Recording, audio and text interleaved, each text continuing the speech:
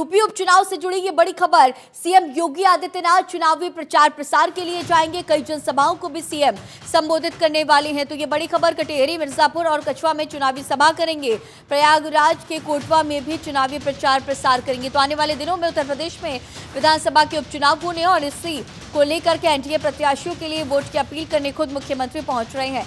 तो कोटवा में भी उनकी चुनावी सभा होनी है, प्रयागराज भी जाएंगे, कटेहरी, मिर्जापुर और कछवा में भी चुनावी सभा करने वाले हैं सीएम योगी आदित्यनाथ। तो इसे लेकर की जो तमाम तैयारियां हैं वो भी देखी जा रही हैं। कई जनसभाओं को भी संबोधित सीएम करेंगे, प्रयागराज के कोटवा भी जाएंगे, एनडीए प्रत्याशियों के लिए वोट की अपील करेंगे। तो कोटवा में ये चुनावी प्रचार प्रसार। और इसी खबर पर और भी ज्यादा जानकारी के साथ हमारे सहयोगी अवनीश हमारे साथ लाइव जुड़े हुए हैं। अवनीश, आने वाले दिनों में उत्तर प्रदेश में विधानसभा के उपचुनाव है और सभी जो दल है वो एड़ी चोटी का दम लगाते हुए नजर आ रहे हैं, खुद सेनापति की भूमिका अदा कर रहे हैं उत्तर प्रदेश के मुख्यमंत्री योगी आदित्यनाथ। तो जिस तरह से हमने देखा था लोकसभा चुनाव में जब परिणाम सामने आए थे तो बीजेपी के पक्ष में उस तरह से परिणाम सामने नहीं आए थे जिसकी उम्मीद बीजेपी ने की थी। तो अब ये देखा जा रहा है कि उपचुनाव में किसी भी तरह की कोई कमी ना हो, कोई परेशानियां ना हो, जनता के हितों की बात करने के लिए लगातार ये जनसभाएं।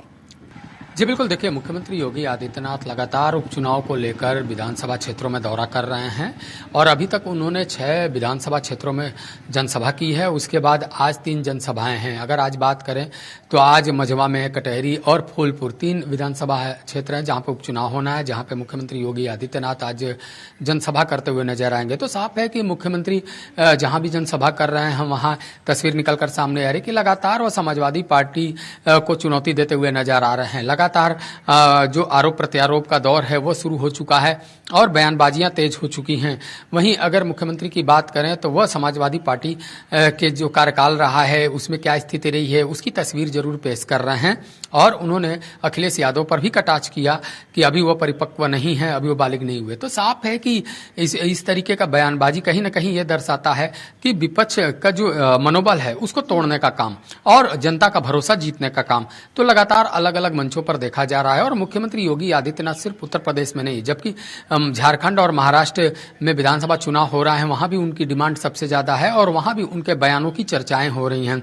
और जो बयान उन्होंने दिया था कि अगर बटोगे तो कटोगे, एक रहोगे तो नेक रहोगे, तो साफ है कि कहीं ना कहीं ये बयान पूरे देश में गूंज रही है और सभी का समर्थन भी हासिल हो रहा है। अब देखना होगा कि जो 9 सीटों पर विधानसभा उपचुनाव हो रहा है उत्तर प्रदेश में, उसके खुद कमान मुख्यमंत्री योगी आदित्यनाथ के हाथ में है। तो ऐसे में जब मतगणना होती है तो क्या कुछ रिजल्ट सामने आता है, क्योंकि लोकसभा चुनाव जब हुआ था तो लोकसभा चुनाव में जो तस्वीर सामने आई थी वो भारतीय जनता पार्टी के लिए मुफीद नहीं थी। तो ऐसे में जब समीक्षा हुई तो तमाम जो कमियां हैं उन कमियों को निकाला गया और उसमें जो सुधार करने की कोशिश की गई और यही वजह है कि तमाम कार्यक्रम और अभियान को रखा गया था। और मुख्यमंत्री लंबे समय से उपचुनाव की तैयारी कर रहे हैं। एक एक उपचुनाव वाले जो विधानसभा क्षेत्र हैं वहां पर 3-3 मंत्रियों को जिम्मेदारी दी गई थी। उनको कहा गया था कि सभी वर्गों से संवाद करना है, वहां पर रात्रि प्रवास करना है। तो ऐसे में 20 तारीख को जब मतदान होना है तो उससे पहले मुख्यमंत्री योगी आदित्यनाथ ताबड़तोड़ जो रैलियां करके एक माहौल बना रहे हैं। अब ये माहौल कितना कारगर होता है ये तो मतगणना के दिन पता चलेगा, लेकिन फिलहाल विपक्ष को चुनौती देते हुए नजर आ रहे हैं। वहीं अखिलेश यादव भी लगातार बयानबाजी कर रहे हैं।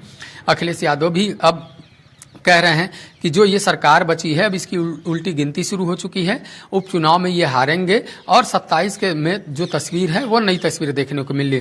तो सभी की अपनी बयानबाजियां हैं, सभी का अपना राग है, लेकिन साफ है कि अब जनता किसके पक्ष में जाती है यह तो 23 तारीख को पता चलेगा। तो जिस तरह से आपने तमाम बातों का जिक्र किया है अवनीश, की सभी अपनी अपनी जो पूरी तैयारियां हैं उसके साथ जनता के बीच जा रहे हैं, जनता के हितों की बातें कर रहे हैं, लेकिन इन सब के बीच हमने लगातार ये भी देखा कि पोस्टर वॉर का भी दौर देखा जा रहा है। शायराना अंदाज में समाजवादी पार्टी पोस्टर्स चस्पा करा रही है, बीजेपी के पोस्टर्स बटेंगे तो कटेंगे, एक रहेंगे तो नेक रहेंगे। तो इस तरह की एकता के स्टेटमेंट जहां बीजेपी दे रही है वहीं लगातार दूसरी तरफ भी विपक्षी दलों की तरफ से भी तमाम तरह के स्टेटमेंट्स इस पोस्टर्स के जरिए। लेकिन आज जहां पर सीएम जाने वाली हैं, जहां पर उनकी विशाल जनसभाएं होने वाली हैं, वहां के जो सियासी समीकरण है वो क्या कहते हैं?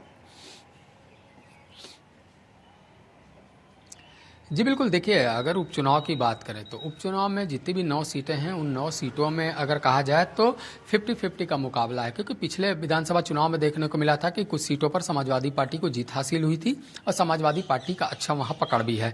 अगर सबसे पहले बात करें तो मिल्कीपुर विधानसभा सीट है जहां पे उपचुनाव नहीं हो रहा है, लेकिन वहां पे समाजवादी पार्टी की जीत हुई थी।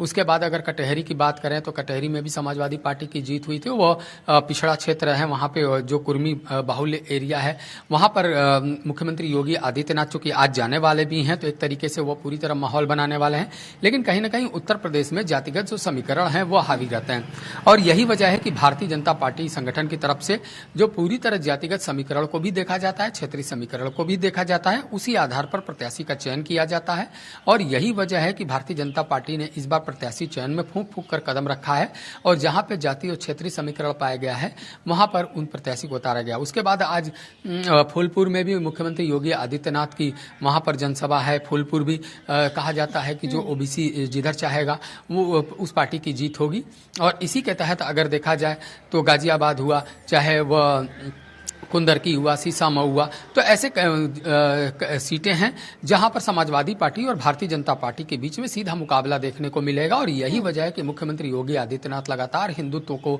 लेकर बयान दे रहे हैं, हिंदुओं को एक होने की अपील कर रहे हैं और ये अपील इसीलिए है कि पूरी तरह जातिगत जो समीकरण है उसको तोड़ा जाए और एक हिंदुत्व के बल पे जो है इस चुनाव को जीता जाए। तो अब इसमें कितना दम होगा और जनता किस ओर भरोसा दिखाती है तो मतगणना होगा तो पता चल जाएगा, नतीजा आएंगे तो पता चल जाएगा, लेकिन सभी अपने अपने माहौल बनाने के लिए लगे हुए हैं ताकि उपचुनाव में अगर वह पार्टी जीतती है तो कहीं ना कहीं 27 के विधानसभा चुनाव में वो संजीवनी का काम करेगा। तो ऐसे में जो कार्यकर्ताओं का मनोबल भी बढ़ेगा और इसी के साथ ही जो बूथ प्रबंधन है वो भी मजबूत होगा और यही वजह है कि समाजवादी पार्टी और भारतीय जनता पार्टी सभी एड़ी चोटी का जोर लगाने में। ठीक है अवनीश, आगे भी तमाम जो सियासी स्थितियां उन पर नजर बनाए रखिएगा। फिलहाल तमाम जानकारियों के साथ बने रहने के लिए आपका बहुत शुक्रिया।